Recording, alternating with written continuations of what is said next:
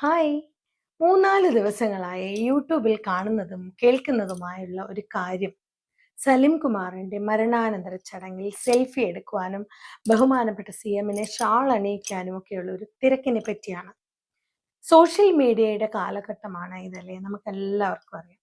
നമ്മൾ പോകുന്ന സ്ഥലങ്ങളും കാണുന്ന ആളുകളും അനുഭവിക്കുന്ന നിമിഷങ്ങളും എല്ലാം ഫോട്ടോയിലൂടെയും സെൽഫിയിലൂടെയും പങ്കുവെക്കുന്ന ഒരു കാലഘട്ടം തന്നെയാണിത്. എന്നാൽ ചിലപ്പോൾ നമ്മൾ ചോദിക്കേണ്ടുന്ന അല്ലെങ്കിൽ ചിന്തിക്കേണ്ടുന്ന ഒരു ചോദ്യമുണ്ട്.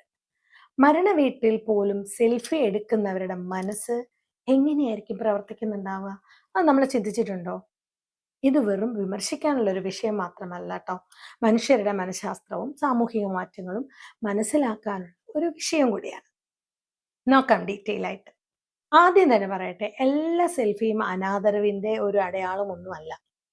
പക്ഷേ മരണവീട്ടിൽ സെൽഫി എടുക്കുന്നവരെല്ലാവരും തന്നെ മരിച്ച വ്യക്തിയെയോ കുടുംബത്തെയോ അപമാനിക്കാനാണ് അത് ചെയ്യുന്നതെന്ന് പറയാനുമാവില്ല. സംശയമുണ്ടല്ലേ? എന്നാൽ ഇനി ഞാൻ പറയുന്നത് കേട്ടാൽ നിങ്ങൾ ശരിവയ്ക്കും. എന്താണെന്ന് വെച്ചാല്, അങ്ങനെയുള്ളവര് ആ നിമിഷത്തിന്റെ ഗൗരവം തിരിച്ചറിയാതെ ചെയ്യുന്നതാണ് അത്. അതൊന്നാമത്തെ കാരണം. ചിലർക്ക് സോഷ്യൽ മീഡിയയിലെ എല്ലാം പങ്കുവെക്കുന്ന ഒരു ശീലമാണ് ഉണ്ടായിട്ടുണ്ടാവുക, വളർന്നിട്ടുണ്ടാവുക. ഇനി ചിലർക്ക് എന്താണ്, ഞാനും ഇവിടെ എത്തിയിട്ടുണ്ടെന്നൊരു മെസ്സേജ് മറ്റുള്ളവർക്ക് നൽകാനുള്ള ആഗ്രഹമായിരിക്കും.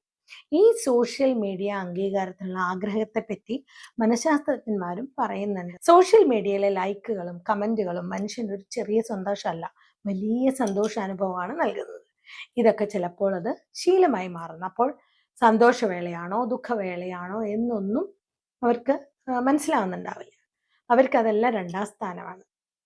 അവർക്ക് ഇമ്പോർട്ടൻസ് എന്ന് പറയുന്നത് ഫോട്ടോ എടുക്കുക എന്നുള്ളത്.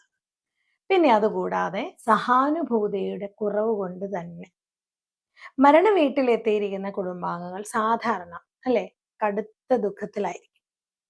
അവരുടെ വികാരങ്ങളെക്കാൾ സ്വന്തം ഫോട്ടോയെ കുറിച്ച് ചിന്തിക്കുക എന്നത് മറ്റുള്ളവരുടെ വികാരങ്ങൾ മനസ്സിലാക്കാനുള്ള കഴിവ് കുറയുന്നതിന്റെ സൂചനയാണ്. സാധാരണ നമ്മൾ അങ്ങനെ ചിന്തിക്കാറില്ല.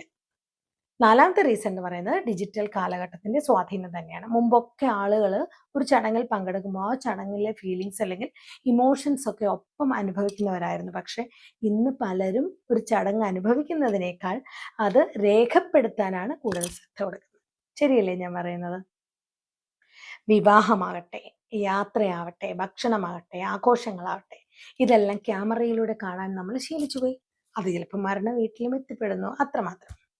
വേറൊന്ന് പറയുകയാണെങ്കിൽ, ശ്രദ്ധ നേടാനുള്ളൊരു മനോഭാവം ചില ആളുകൾക്ക് കൂടുതലാണ്. എവിടെയായാലും ശ്രദ്ധാകേന്ദ്രമാകാനുള്ള ഒരാഗ്രഹം.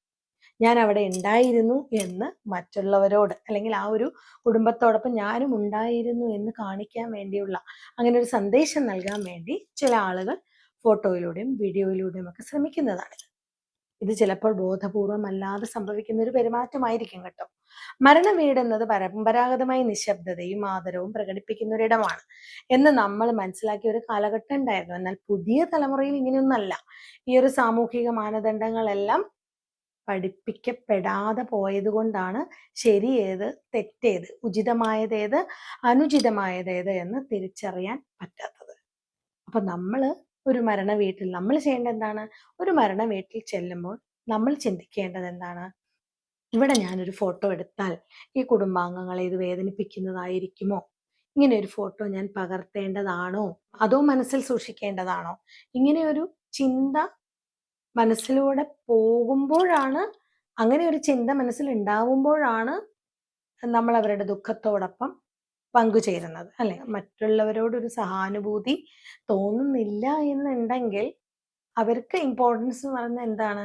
അവരുടെ കയ്യിലിരിക്കുന്ന ക്യാമറ കൊണ്ട് ഫോട്ടോ എടുക്കുക, ഞാനിവിടെ ഉണ്ട് എന്ന് കാണിക്കുക, കുടുംബാംഗങ്ങളോടൊപ്പം ഞാനും ദുഃഖിച്ചു എന്ന് കാണിക്കുക. അവരതിനാണ് ഇമ്പോർട്ടൻസ് കൊടുക്കുന്നത്. മനസ്സിലായല്ലേ?